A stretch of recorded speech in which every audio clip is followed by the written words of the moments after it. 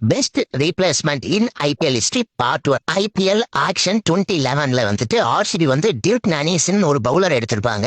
ஆனா அந்த பவுலர் வந்து இன்ஜுரினால அந்த டோர்னமெண்ட்டை ரூல்ட் அவுட் பண்ணிருப்பாரு.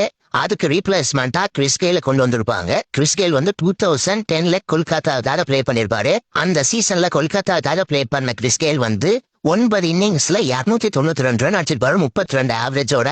இருந்தாலுமே கொல்கத்தா வந்து கிறிஸ் கெயில வந்து டீம்ல இருந்து ரிலீஸ் பண்ணிருப்பாங்க.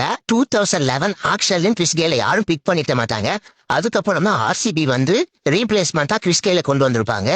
அகேன்ஸ்ட் ஆர்சிபி வர்சஸ் கேகேஆர் மேட்ச்ல கிறிஸ் கெயில் ஓபன் பண்ணிருப்பாரு.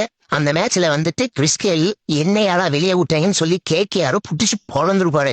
55 பால் பேஸ் பண்ண கிறிஸ் கெயில் 102 ரன் அடிச்சு கேகேஆர் பவுலர்ஸும் தண்ணி காமிச்சிருப்பாரு.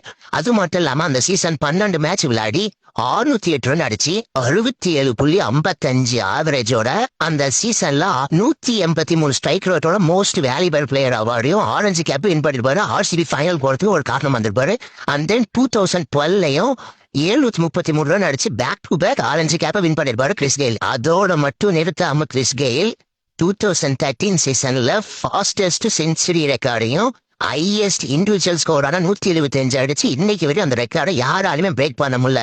த one and only GOAT Chris Gayle மட்டும்தான். இந்த மாதிரி இன்ட்ரெஸ்டிங் ஃபேக்ட்ஸ் தெரிஞ்சுக்க நம்ம சேனல் சப்ஸ்கிரைப் பண்ணி வச்சுக்கோங்க.